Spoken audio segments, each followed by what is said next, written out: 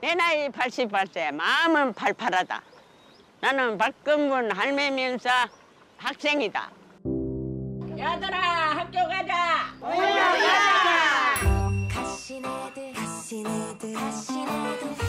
우리 할머니들 목소리 참 구수하고 정감 있죠.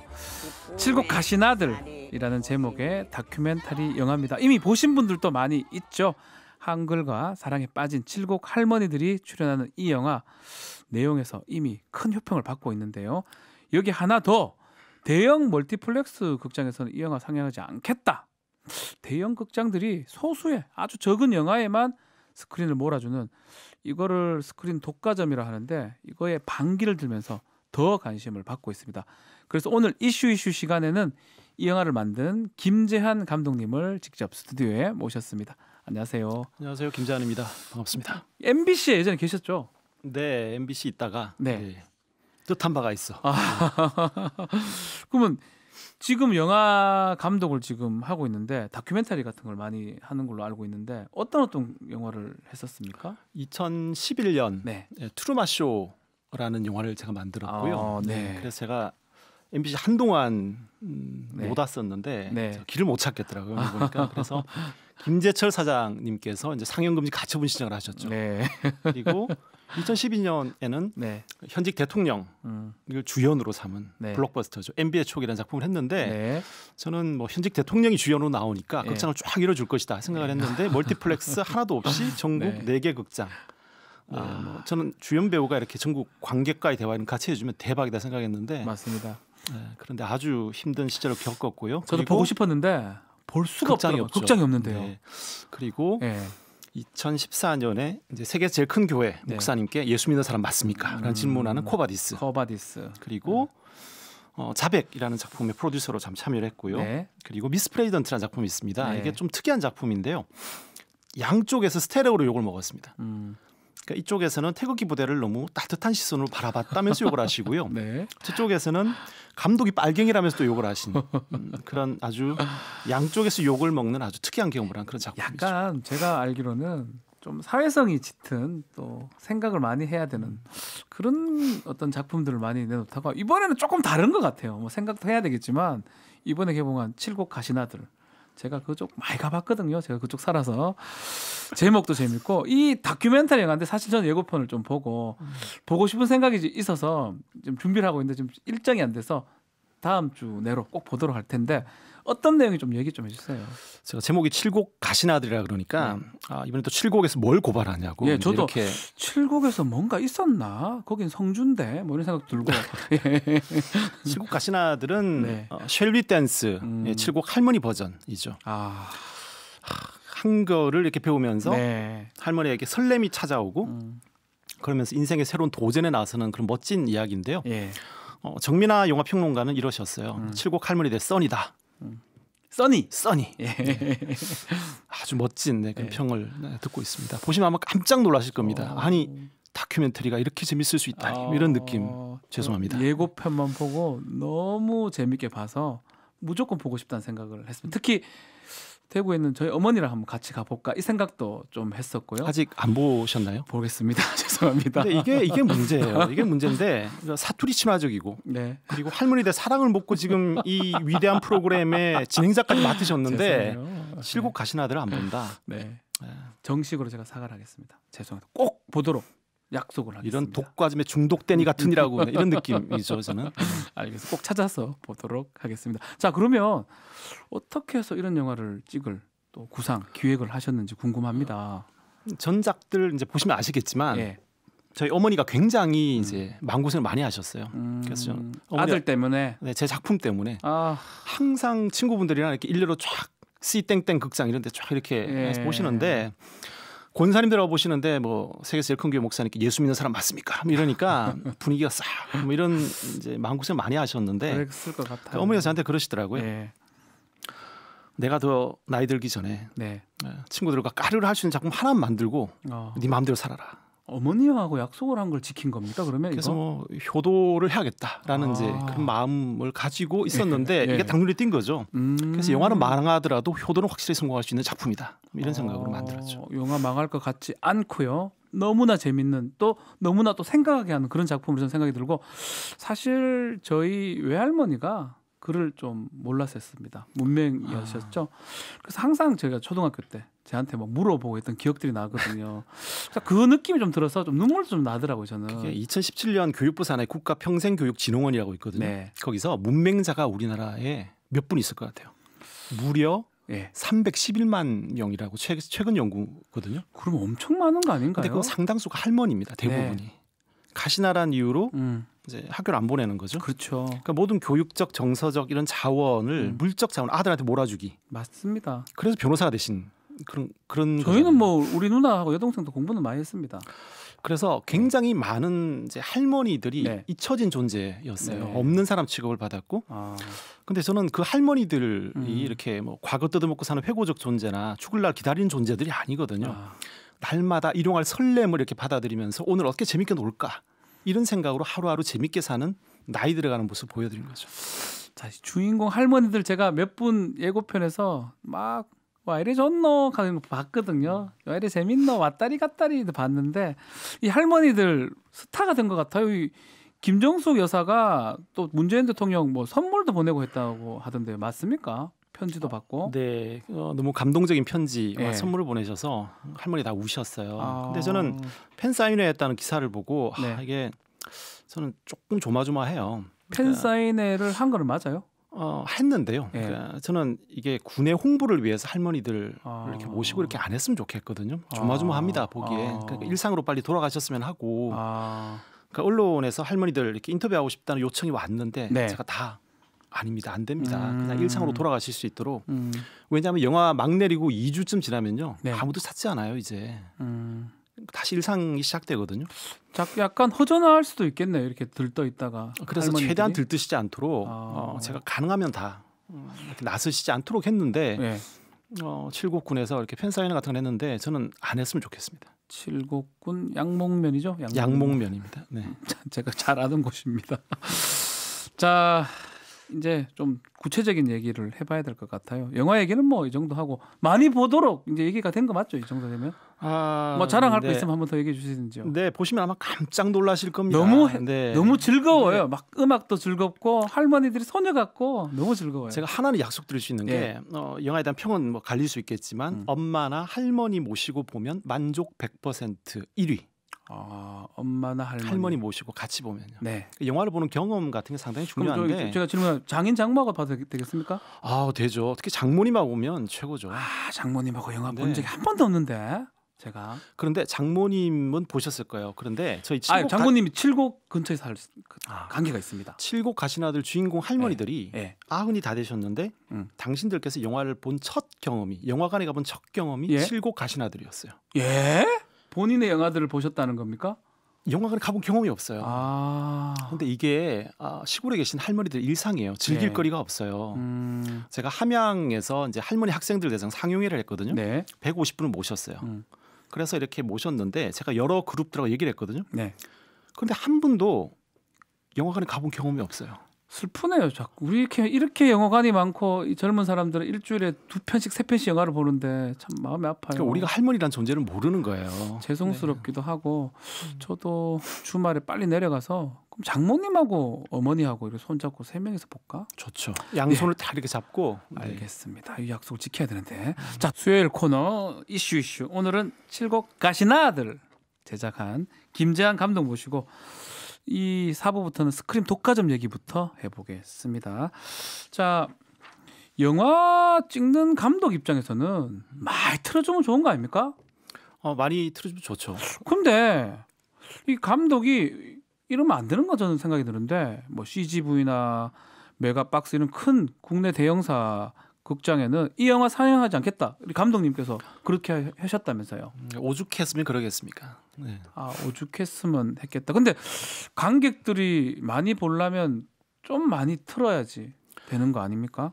그런데 이제 그럴 수가 없었던 이유가 있어요. 뭐죠? 혹시 수직 계열화 이런 얘기 들어보셨죠? 못 들어봤습니다. 예. 투자 배급과 네. 이제 극장을 같은 데서 하는 거죠. 그렇죠. 그래서 제가 개봉한 날 이제 같은 영화가 한 편 있었어요. CJ CGV가 이제 이렇게 투자 배급한 네. 영화가 같은 날 개봉을 했는데 공교롭게도 제작비하고 P&A 비용이 거의 비슷합니다. 같습니다. 거의. 예. 그런데 칠곡 가신 아들보다 스크린 한 20배 정도 배정을 했더라고요. 그리고 개봉 3일 전까지 예매 창이 열린 데가 하나도 없고. 그냥 너무 이게 말이 안 되잖아요. 예매율을 보고 스크린 배정한다 그러는데 예매 창이 안 열려 있어요. 완전 반칙 아니면 좀 한쪽으로 몰라주는 그런 모양새네요. 말도 안 되는 일이죠. 그래서 진짜 자해를 했죠. 자해 안 틀겠다. 그러니까 근데 문제는 이렇게 상영 보이콧이라면 보이콧인데 이렇게 하니까 멀티플렉스 영화관에서 스크린 좀 열어주겠다. 보이콧 입장문 내지 말라. 이렇게 했다면서요. 이게 참 말이 안 되는 예. 상황인데. 겁을 주니까 먹힌 건가요? 아니요. 이게 일요일 날 이렇게 내겠다 그랬어요. 예. 입장문을. 그랬더니 대외 협력팀에서 CJCB 대외 협력팀에 전화가 왔어요. 네. 스크린 열겠다고. 다시 편성할 테니까 입장문 내지 말아달라. 그런데 CJ 영화의 어떤 극한 직업이나 사바하에서 스크린을 빼줄 리가 없어요. 거기 이미 다 열려 있어요. 네. 그러면 저하고 비슷한 상황에 있는 영화에서 스크린들을 빼가지고 저한테 몰아주겠죠. 몇 개 있을까요? 몇 개 없을 것 같은데요? 꽤 있어요. 꽤 있습니까? 네. 예. 근데 그걸 제가 받으면 어떻게 되냐면 저는 돈을 벌 텐데 작은 영화나 CJ CGV라는 그 성 밖에 있는 다른 영화들은 무슨 죄예요? 같은 의미 독립 영화나 그런 영화들이 손해를 볼 수 있다. 그렇죠. 중급 규모나 CJ CGV나 뭐 CJ 그룹이 투자 배급하지 않은 영화들 스크린을 줄 텐데. 그러니까 이쪽으로 뭐 건너오라는 제안인 거죠. 당신에게는 뭐 이렇게 스크린을 줄 테니까 항의하지 마시고 이쪽으로 오시라. 네. 그래서 굉장히 기분이 안 좋았어요. 부정한 돈을 제한받으면 이런 느낌 아닐까? 뭐 이런 느낌? 그래도 좀 유혹이 많이 있었을 것 같은데, 자, 용기 있는 거부라고 또 표현할 수 있을 것 같아요. 그러면 그 결과 몇 분 보셨습니까?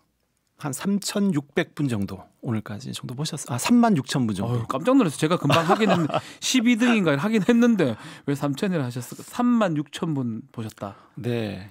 심정적으로는 3,600분이 보시지 않을까에 대한 두려움이 저를 사로잡고 있는 것 같습니다. 만약에 제대로 무한 경쟁에서 극장을 열었다면 지금 수십만, 수백만 받겠죠? 아니요, 그렇지 않았을 수도 있어요. 아니에요? 네, 네. 그렇지 않았을 수 있는데요. 네. 저는 제가 얘기하는 공정성을 얘기하는 그렇죠. 거예요. 그러니까 공정한 룰 하에서 경쟁이 돼야 되는데 이거는 될 거니까 봐. 이건 안 될 거야. 조금 줄 거야. 근데 그걸 누가 결정하느냐면 그런 수요조차도 조작이 가능하다는 거죠. 그러니까 아침에 저도 한 번도 영화 보지 않았던 시간이 있어요. 예. 8시, 그다음 밤 12시. 8시에 잠자야 12시에 자야죠. 그 근데 그렇게 배정을 해요, 실제로. 작은 영화들, 중급 규모 영화들은 예. 그래서 그런 어떤 뭐 쫙 깔아주는 역할 정도로만 하고 안 들지? 그래서 우리가 많이 안 열어주는 거야. 네. 그러니까 자기 실현적인 예언이죠. 그러면 제가 또 이 칠곡 가신 아들 영화 물어보면서 그럼 우리 감독님이 예상한 것보다 그래도 한 10배 정도를 본 건데 어떻게 보셨을까요? 극장 접근이 어려운데. 그게 더 궁금해요. 예술영화 전용관이 있고요. 일반 예. 극장이 있고 멀티플렉스가 하나가 지금 남아 있어요. 아. 네. 그래서 이제 롯데 입장에서는 그러겠죠. 그러니까 CGV가 이제 좀 곤혹스러운 상황에 처하니까 고소하기도 하고. 롯데가 열어준 겁니까 그러면? 네, 롯데가 이렇게 열었죠. 작년에 롯데가 1등이었는데 이제 CGV가 극한 직업 뭐 이런 걸로 그냥 롯데를 아주 밟았어요. 예. 그러니까 롯데 입장에서는 고소해요. 그러니까 우리는 이런 영화를 여는 데야 하고 열고 하지만 편성표를 딱 받아보니까 이건 죽어라는 거구나라는 느낌도 들었어요. 롯데가 열어줬는데도 별로 좋은 편성표는 아니었다는 거죠. 문화의 날에 개봉을 했는데 저녁 시간대 노리고 하는 거거든요. 문화의 날은 예. 반값이니까. 몇 시죠? 뭐 저녁 5시인가 6시 예. 이후에 이제 예. 몇 시간을 영화 반값이거든요. 예. 그래서 수요일 날 개봉을 이제 한 거는 그 이유 때문인데. 문화의 날. 네. 네. 근데 뭐 아침 첫 시간, 저녁 시간 그리고 오전 뭐 문화의 날의 혜택을 보시는 저녁 시간들 거의 사실은 주지 않아서 사실 처음에는 딱 받아드는 순간 아득했어요.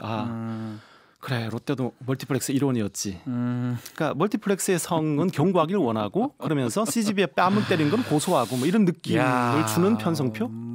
딱 정확한 표현인데 CGV하고는 뭘 하고는 싶은데 그렇다고 많이 배정하고 싶진 않고 롯데 생색 내고 싶고 고소하죠. CGV가 뺨을 맞았어요. 네. 대박 이러면서 스크린 줄게.